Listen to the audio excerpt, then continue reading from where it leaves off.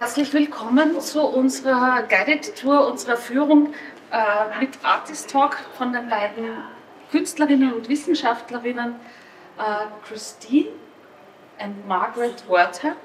So our tour will be in English and it will be recorded. I hope you all find that you might appear on the video. If not, we have to talk about this. Maybe then you just stay behind Simon Vogelberg, who's doing the video. Yeah, we had a wonderful opening yesterday with a lot of people here who were participating in this project. And now I just hand over to Christine and Margaret Wertheim, so an artist, performer, a poet, and Margaret is a scientist, a science journalist.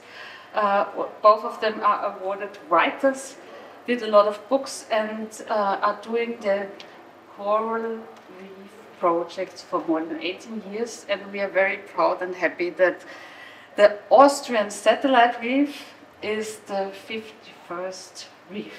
And I think we have some special things we did together with you. Thank you so much. I think here is a good place to start with bleach free. Okay.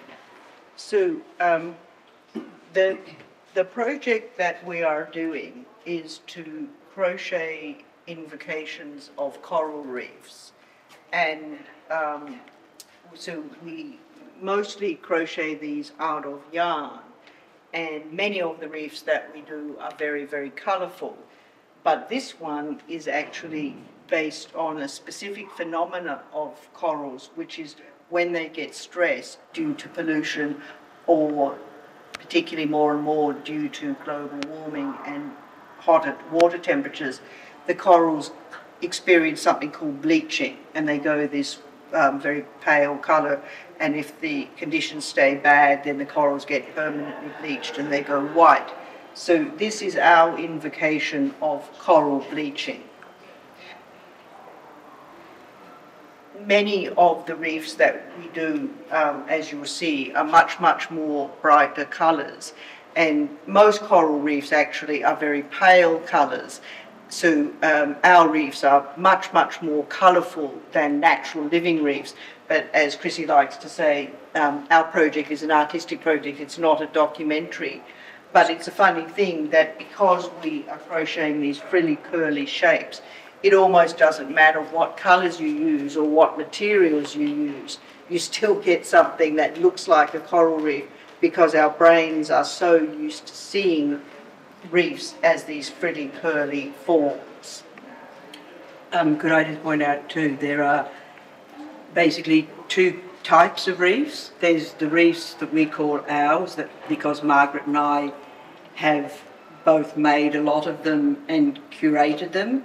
However, they also have contributions from individuals who we've collected from around the world as we've done various projects and who do special things and give them to us.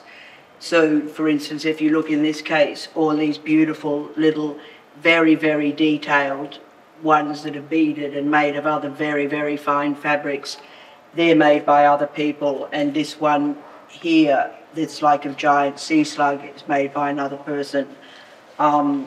We also have things that come from Chinese factories, so in our generalised credits, one of the credits is anonymous Chinese factory workers, because there are a lot of handmade things that are made in Chinese factories, but they're handmade, and we've incorporated them into various different reefs. I'll show you some in another one.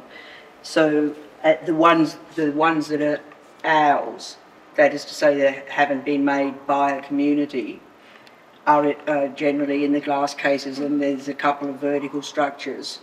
And then the second category of reefs is what we call satellite reefs, which are made by a community, and it can be a city or a country or a state or whatever, or just a single institution.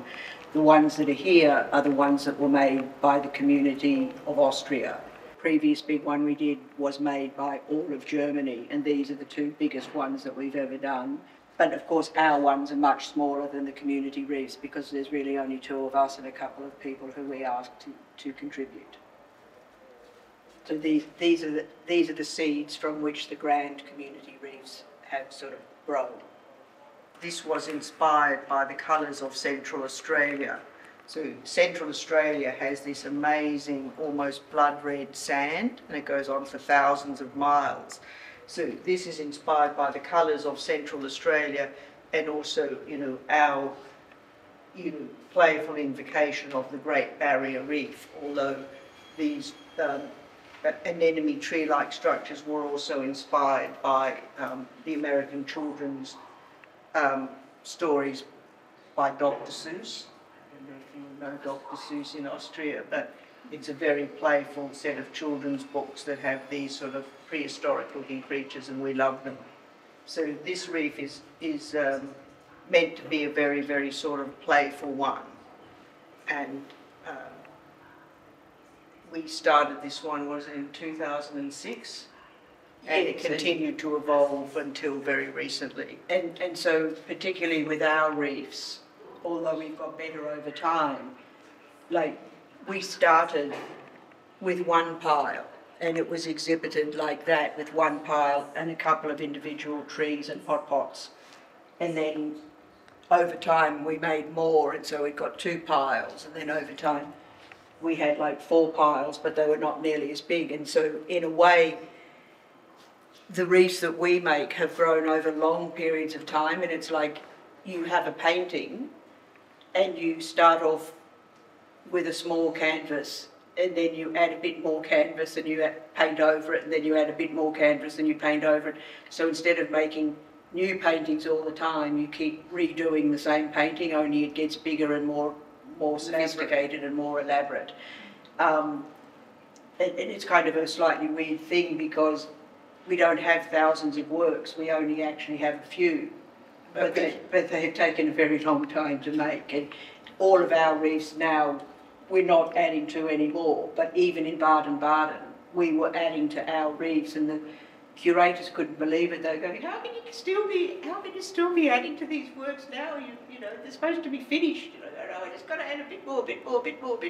But now I deem them to be finished, and so if we're going to make any more, there will be new ones. But so anyway, and also this one, like the one we just showed you, has the very fine bits of crochet, because most of the crochet here we did, but the very fine bits, we're just not that skilled.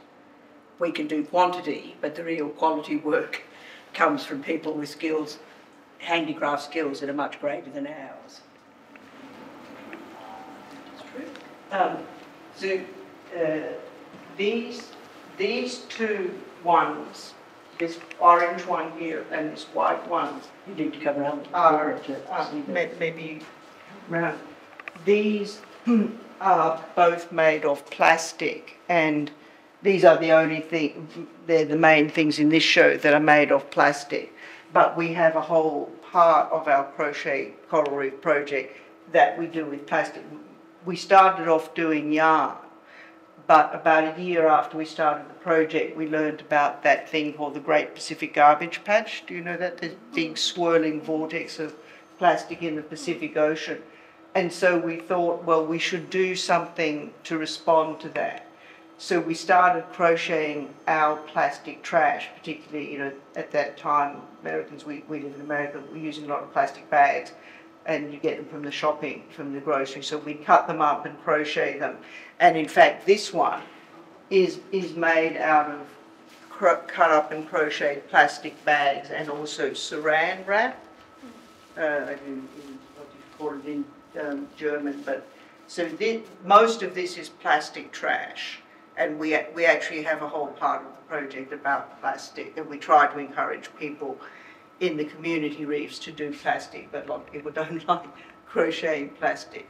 But as you see from this is done by an amazing Korean-American woman, Shu Kirk, who just loved crocheting plastic. So we gave her these special orange plastic bags we had from Australia, and she made this amazing, amazing structure, and then we turned it into this sculpture with this sort of long horn on him.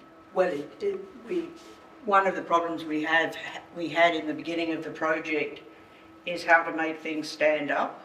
and it took us a long time to sort of invent different techniques to rise things up more and more vertically. And at a certain point we discovered this product called structural wire, and it's made of aluminium, and it's why it comes in very thin and very thick.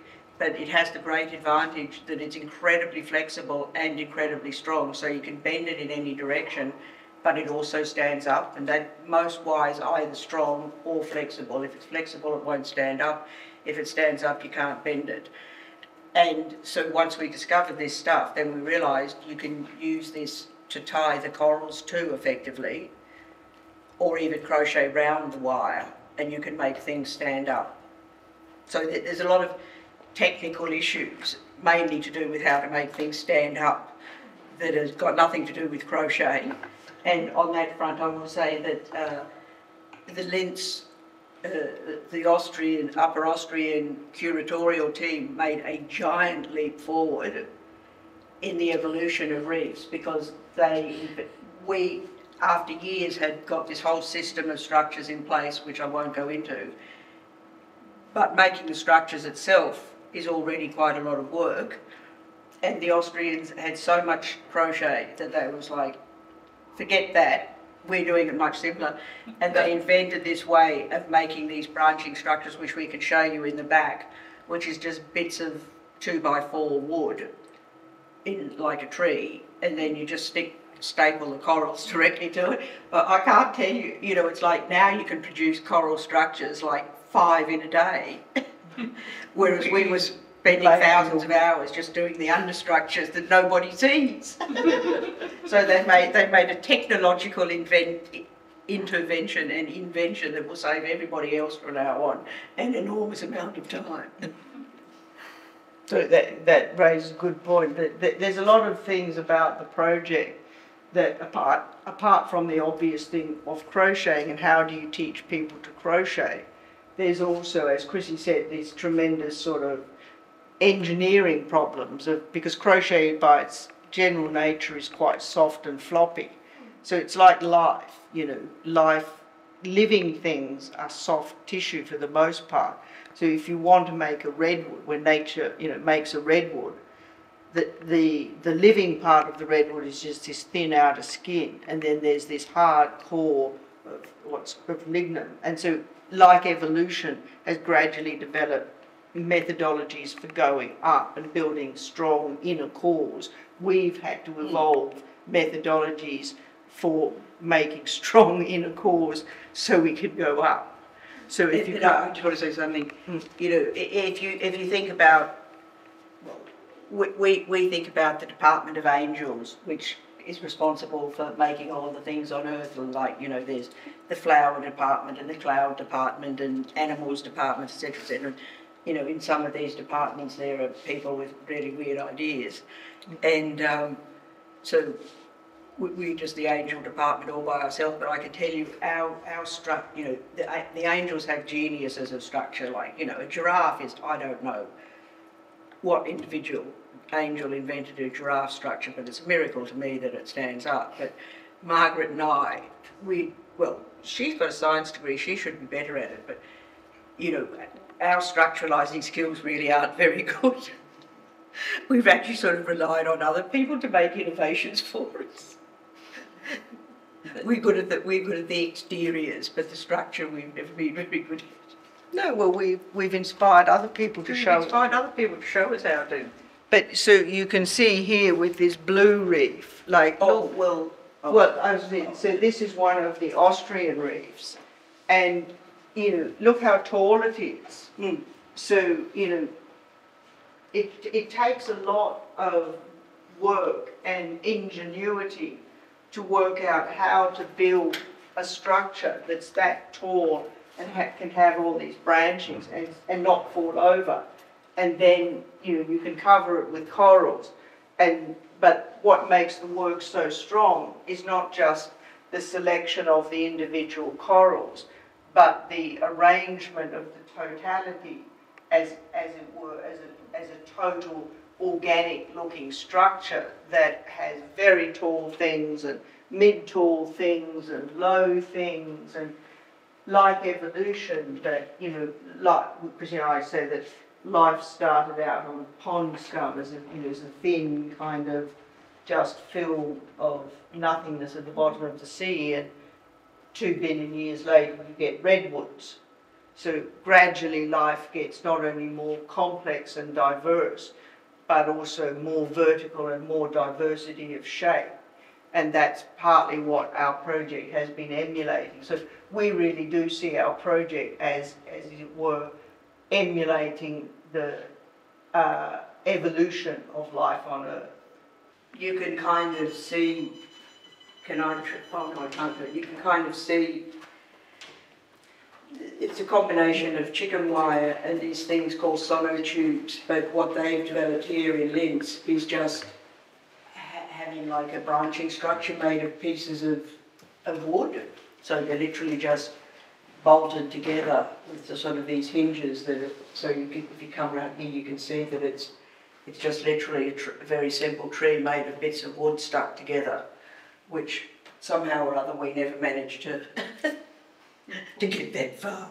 This gold one is also part of the Austrian Satellite Reef, and what's very special here in this exhibition is that when we were invited to do the show in Austria at Schlossmuseum Linz, we thought, what could we do that would be very special to Upper Austria? So Christine did some research and found out that there were a couple of different traditional Upper Austrian handicrafts. So there was the gold harbour hats that are made out of gold thread and black, and then there's red and white cross stitch and blue and white indigo dyeing fibre. So when we got invited to do the show in Austria by Schlossmuseum Linz, we thought we'd like to do something special that's culturally relevant to Upper Austria. So Christine did some research and found out that there was a number of different handicraft techniques here. So the gold harbour hats that are done in gold thread and black fibre, and then there's this red and white cross-stitch technique, and then there's using indigo dye, so you have blue and white fabrics. So we thought, wouldn't it be great to have the people of Austria particularly produce corals in black and gold and red and white and blue and white, and we could make reefs in those 3 colour combinations, and we've never done anything like that colour combination before, and that would be very unique to Austria. So this is the gold harbour hat inspired Austrian reef, and we just saw the blue and white one, and then there's a whole red and white one also that's inspired by the Austrian cross stitch. And could I just point out, upstairs in this museum there's actually a room of traditional Upper Austrian costumes and traditional Upper Austrian handicrafts. So we've got examples of the red cross embroidery and the blue indigo dye printed fabrics, and they've got a whole case of gold harbours. But if you look here, this item here is almost a gold harbour, and well, it is the structure. It's the same structure. Yes, and so is this one, and so is a couple of others. So not only is this reef inspired by gold harbours, but some people actually effectively made gold harbours and put them in, which I just think is beautiful. And it's interesting how, like that is a little gold harbour, but they do kind of look like corals when or certain kinds of sea creatures. I don't know if they're technically corals, but they do have this quality of sea creatures. So these little cases here are part of the collection that Chrissy and I have put together over the long years of this project. And each of these little boxes, we call them pod worlds, which is like a little miniature coral universe. And they contain extremely special pieces made by some of the most skilled contributors to our project. So, and we've particularly tried to highlight these people because the works are immensely skilled, and some of them use incredibly diverse materials. So we've got crochet wire, beading, another kind of beading technique. We've got a combination of felting and cable ties. These are crochet around plastic bottles. These are crocheted plastic. So one of the things that we're trying to highlight in these little worlds is not just the possibilities of the shapes and the colours, but also the possibility of what materials that you could use. And it's one of the things that's really delighted us about people is that people have been inspired to use all kinds of materials that we wouldn't have initially thought of.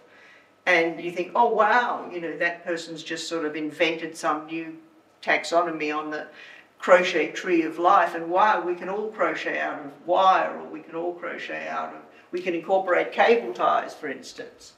These ones are pretty amazing, these two tall ones here. They're made out of beading rather than crocheting. And there's been a number of people throughout the project who've done beaded works, and sometimes they just follow the crochet formula but do it in beading, or they use the general techniques and branch out of their own. Chrissy and I personally don't bead, but you know, numbers of people have. This one's particularly wonderful because these three beaded jellyfish are made by a woman whose name is Vonda N. McIntyre. And not only is she an amazing beader, but she's actually a famous feminist science fiction writer.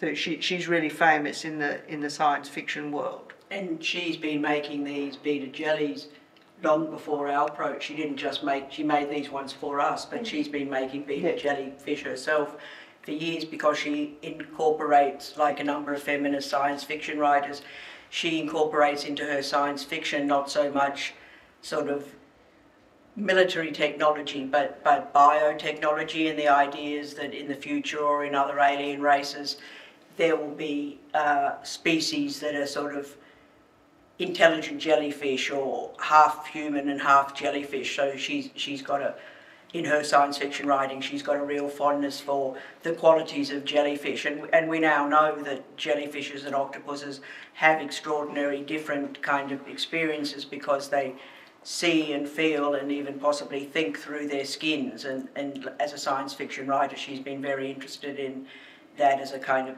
a different modality of being and conscious. And this is another set of beaded works, and there's three different people whose work is in here. You can see each one of them has a completely unique style. The big ones, the big blue and gold ones, are a woman called Sue Olsen, who is herself a beading artist, and she heard about the project when we did it in New York and just sent us these amazing things. And these other little tiny flower-like ones, which are actually mathematically precise models of hyperbolics. And they were done by this amazing woman who's a dog breeder in Ann Arbor, Michigan. And these boxes of her work would just arrive in the mail, and she would have these tiny little diagrams about how I did this one and how I did this one and all the mathematical formulas. And this is what's extraordinary. These people are just from an immensely diverse range of backgrounds, you know. We've had professional scientists, we've had professional mathematicians, computer scientists, farmers, fisherwomen, dog breeders, teachers, school students. It's been done in a women's prison, and it's been done in a girls' juvenile detention centre. And so, you know, people come from all walks of life, and you say, is there any commonality to them? There is one almost uniquely common thing, and that is that 99% of them... No, let them answer. Oh, what do you think the one common feature might be? It's the only common feature, apart from the fact that they've made handicrafts. That would have been my only guess. Sorry? That would have been my only guess. They're all women, yes. We don't ban men, and there have been a couple of men. And in fact, I'll show you later in the plastic one, there is one particular guy. But 99.99999% of them are women. And that's a self-chosen thing. We haven't dictated that. Yeah, it's always surprised us. So you can have a look at all of these things. Just two very quick stories. So these wire ones here, they're actually knitted by a woman in England, Anita Bruce, but they're knitted out of a kind of wire that's used to attach things to electronic circuit boards. So she made these, and it was her choice to use electronic wire. And these ones here are done by a woman in Japan, Mieko Fukuhara, who very specifically wanted to try to crochet this kind of coral. It's called staghorn coral, which is a classical Mediterranean coral. And it's quite fiddly and tricky to make these. And she set herself this challenge: could I crochet them? And then she had the challenge of how am I going to make them stand up? And she has a fantastic solution to it. So they came in this beautiful little tin, which was a tin for cookies, and they came in this little tin, and each one's got a super magnet on the bottom. So the super magnets sticks to the metal tin, and they stand up, and it's just so beautiful. So great, so great. And I just want to point out one of these special pot wheels. I can't persuade most people to crochet plastic because they think, oh yeah, it's too hard on my hands, whatever. And they think that they can't do anything fine and really beautiful out of plastic. But Margaret crocheted these, and they're really, really fine. And what they are is just the very thinnest plastic bags, that sort of small trash bags. It's very, very thin plastic. So when you cut it up, it's literally like crocheting silk. It's really, it's possibly quite hard, but you can use plastic to make very, very fine things. And just lastly, this one here, one of our contributors is a woman called Kathleen Greco, and she herself is a designer of plastic products, and she's also a craftsman. And at least in the United States, before her, the only yarns that were made out of plastic were made for a different technique, and they're very hard to crochet or knit because they're not quite flexible enough. So she personally designed this product, which her company now manufactures, called jelly yarn, and it's a yarn for knitting and crocheting made out of vinyl, and specifically designed for knitters and crocheters, and people buy it and make handbags or whatever they want to make. But she's done a number of contributions herself to our reef. Oh, and lastly, in these two reefs, what's on the bottom looks a bit like sort of a pebbly rocky beach, and what it is in all the islands in the South Pacific around the Great Pacific Garbage Patch, over time, a lot of the plastic gets washed up onto the beaches, and like anything else that gets washed up on beaches, it gets beaten over and over and over and over again by the sea and grinds itself up into these pebbles and ultimately into sand. But in all these islands around the Great Pacific Garbage Patch, they now, many of the beaches, all of their material on the beach is actually ground up plastic. And the first one that was discovered was a place called Camillo Island, and it was discovered Camillo Beach, and it was discovered by the man, Captain Charles Moore, who discovered the Great Pacific Garbage Patch. And he collects this material for research purposes, and he gave us some. So this is plastic sand.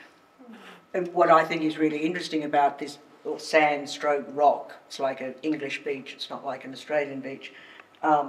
But what I think is interesting is this raises the question of, particularly with plastic, is plastic is now becoming subjected to natural processes. So plastic might be an artificial product that human beings have made, but simply by being subjected to natural processes, it's becoming part of nature. And there's all sorts of phenomena that I won't go into that are now plastic things that are made by nature, because the plastic is permeating through everything now.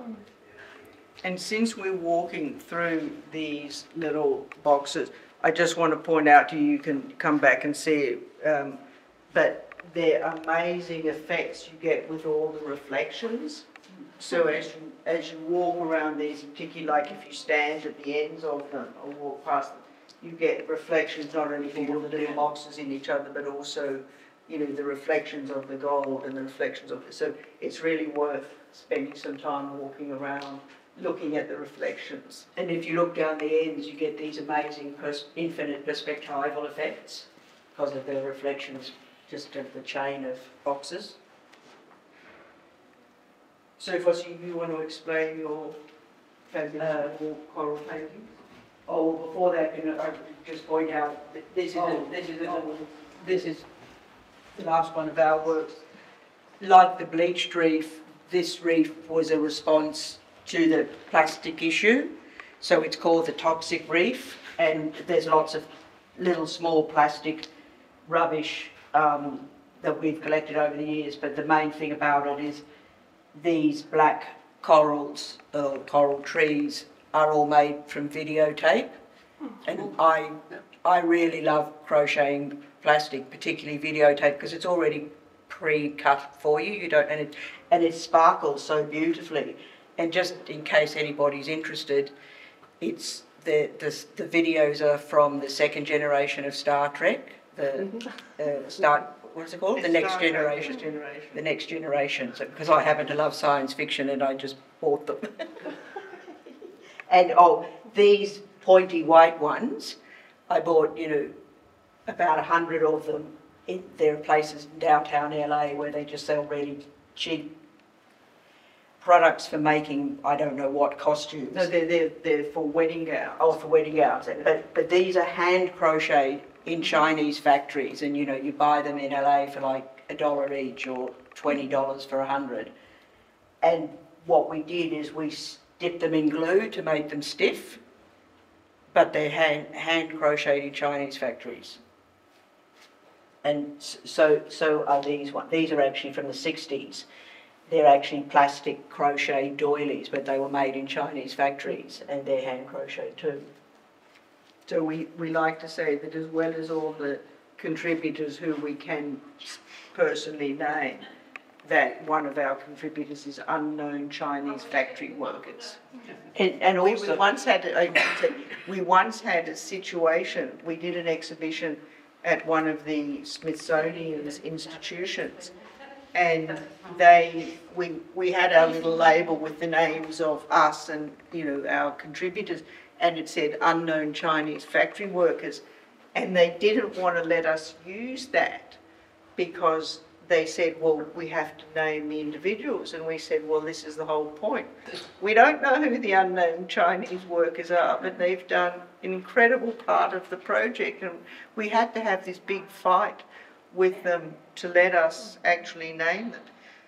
Which brings us to another question, so another issue. So here, this work was done in Germany last year, and this is the names. When we did the project in Germany, 4,000 people contributed, and this is their names. And on the wall over there, you can see the names of all the 2,000 people who contributed in Austria.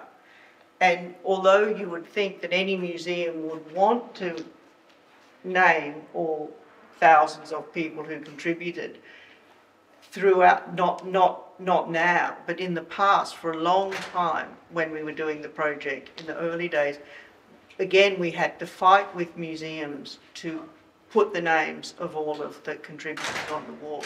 They were so used to the idea that art is just produced by one or maybe two people, and they did not want to put the names, which just, for us, was mind-blowing.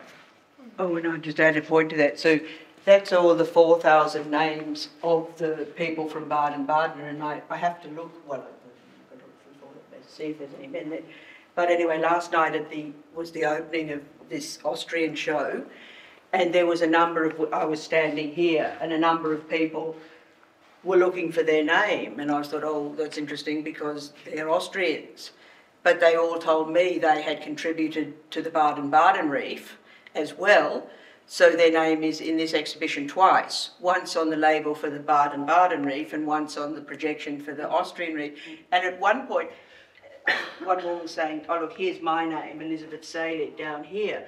And she said, and I'm over there as well. And then all of a sudden, 5 or 6 or 7 people, they all went, me too, I'm here and I'm here and I'm here. And I wish I'd had a camera, but I missed the moment. All of the other work that you've seen has been like sculpture.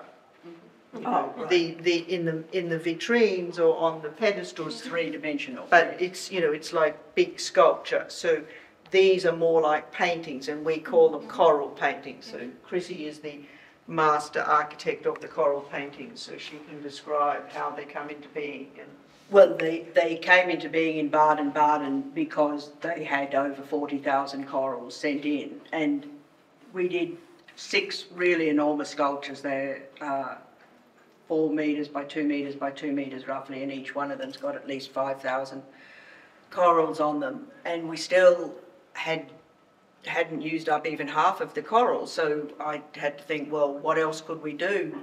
I mean, after all, it takes a lot of time to do the curating, and the museum was committed to a no child left behind policy, to actually using all the coral.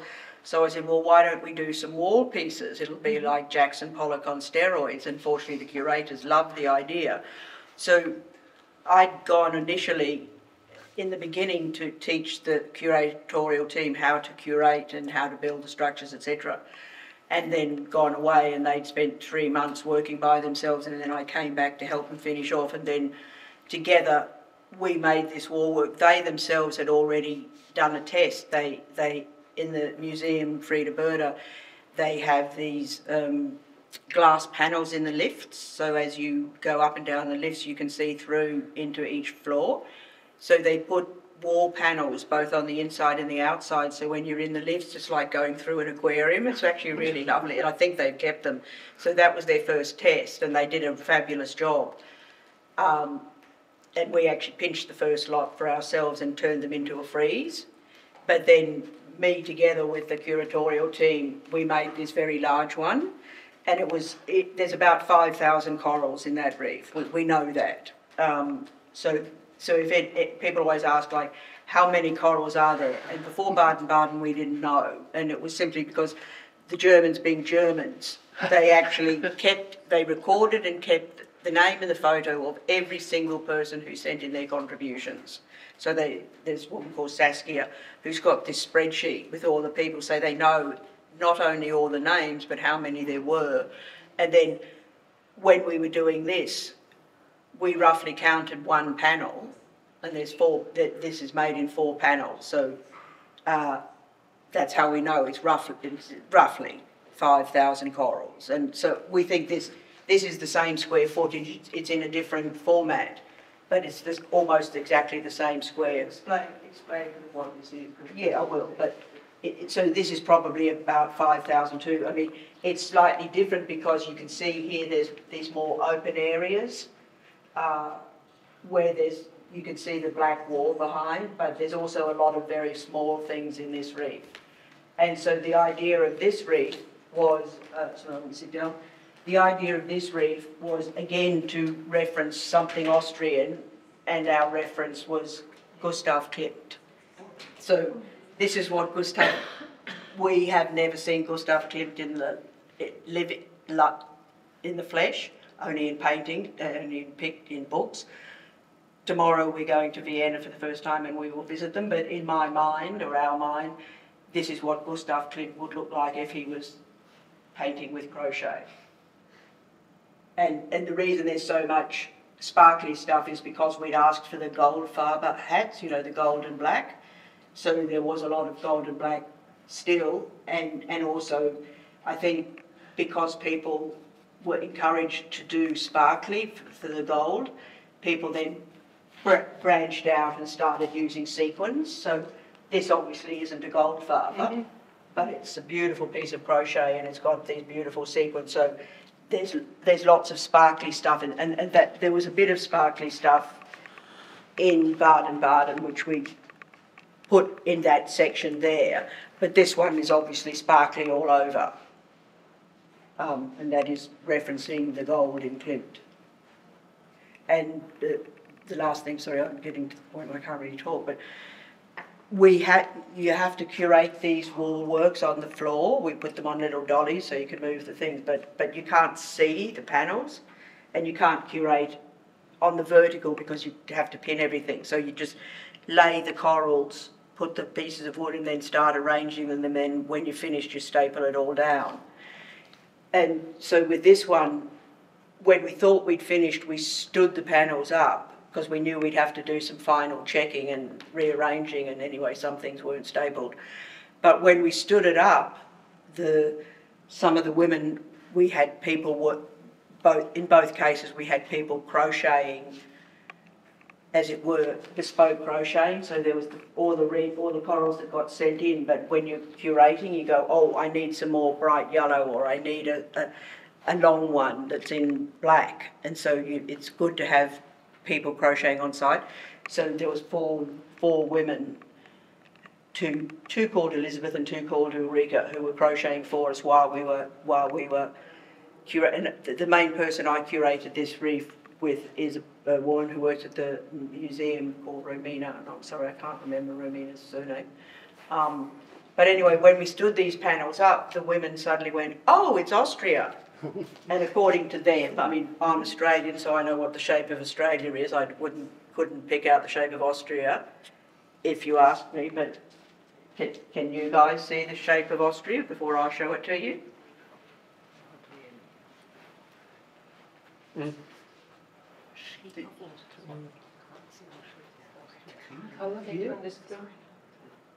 you want to draw it where you think Austria is? Right, anybody? That's sort of what they said, although they had a slightly different interpretation. But anybody else? I mean, I'm just curious. Do you see Austria? Because I can't see Austria. I could see Australia if it was there. But. So according to all the ladies last night, up Austria to them is here, and then some bit up here. There's that. So after everybody decided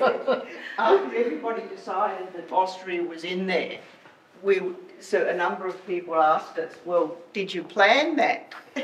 And my answer to that is, no, we didn't, but it's the spirit of Austria channeling itself into the work that Austria wanted to be realised. So this is called the Austrian frieze. It was called the Austrian frieze before it was discovered that Austria was in it. And our view is that it's the spirit of Austria wanting to make itself present in the work. It's like people see the Virgin Mary in the stains on the wall or in the teacup or the toad store. I'm still trying my hardest to find Australia, but I haven't yet found it. This work is the biggest piece of the Austrian Satellite Reef, and this was worked on for a long time, and it's probably it's many thousands of pieces of work, and we call it, or they call it, the Elk Mound. And the reason for that is that's not its official name. Oh, is it? This is the Austrian Satellite. Oh, it's the Austrian Satellite. Okay. But before this was here, for a long time, there was an installation of a giant taxidermied elk and a couple of smaller taxidermied deers. So when we first came to this museum, there was deers there, and everybody had the idea, well, why don't we put a big coral? We had the idea, why don't we put a big coral mound there? But we never dreamed how big it would become. And so this is what, many, many people, particularly including the curator Genevieve Eckhart, have produced for this place. Yeah, this was what they say in the art world, a site-specific artwork. It was specifically produced to be on this spot. However, I will say something. I suggested a large tree because the elf was here with its head facing this way. So you walked in and you saw the elf's head. So it was about as high as this, and I just thought, well, how do you design a shape? So I thought, oh, I'll just do it roughly the same shape as the elk and the other animals. So this was going to be here, the elk head, and then this flowed around and it went sort of round, round, round. When we finished it, we thought, oh, it's a pity to bury this tall one right at the back because you won't really be able to see it. So we turned the sculpture around and it looks much better. So even though it's site-specific on its site, we decided to change its orientation, and that happens all the time in our project. You make a decision based on something and then it evolves for whatever reason and it changes, and it's all, in a sense everything is always in flux, nothing is predetermined absolutely in advance. Oh, the one thing that we should do, the final thing, is the math, just very quickly. So I think I said earlier that the frilly curly structures of these coral reef forms are a kind of, the surfaces are what's called hyperbolic geometry, which is an alternative to the geometry we learn at school, which is the flat Euclidean geometry. And there are three kinds of geometry. There's the one we learn at school, flat Euclidean geometry, and there's spherical geometry, which is like the surface of a sphere. So think of the surface of the Earth, which is clearly different to a flat plane. And it turns out there's a third kind of geometry, which is hyperbolic geometry, which is like, one way of thinking about it is like a lettuce leaf that's sort of smooth at the stalk and then gets curlier as you go out. And so those three kinds of geometries are the three different mathematical possibilities. And so this work, it's a blackboard drawing that I do. It's a basic description of the geometry, and we could have a whole mathematical lesson, but it's just really to give people a sense that there is these mathematical ideas underlying the project as well as the handicraft and the community. And one of the lovely things is it turns out that these hyperbolic structures, which you can make with crochet, which we do with this coral project, but it turns out that women making ruffled doilies have been actually crocheting these hyperbolic structures for a long time, potentially even before the mathematicians discovered hyperbolic geometry. So women making these hyperbolic ruffles, they didn't know that they were making a technically mathematical thing, but they clearly understood the concept of what they were doing. And so our claim, one of the claims of our project, is that mathematics isn't something that can be known just only by equations, that it's also something you can know and learn through embodied material ways of making. And these two pattern books here, which are from the 1940s, are a whole variety of patterns for making these ruffled doilies, and clearly these women understood exactly what they were doing. They knew how to make them more ruffled or less ruffled, and so they had deep understanding of geometry in their minds through what they were doing with their hands. And finally, so we have some traditional doilies here. This one is a hyperbolic one this is a plastic one, it's from the 1960s. And these two shapes here we commissioned them from a mathematician friend of mine for this show, and he's a mathematician who studies hyperbolic geometry, and these are 3D printed models of hyperbolic forms from his research. So what's lovely to us about this project is that you have ladies crocheting, you have corals, you have 3D printing, and all of it combines this same sort of mathematical understanding. And to us, one of the great lessons or messages of the project is that in our culture we think of things as being very siloed. There's the mathematicians over here, there's the coral biologists over here, there's the ladies doing their handicraft, but maybe these divisions are a bit arbitrary.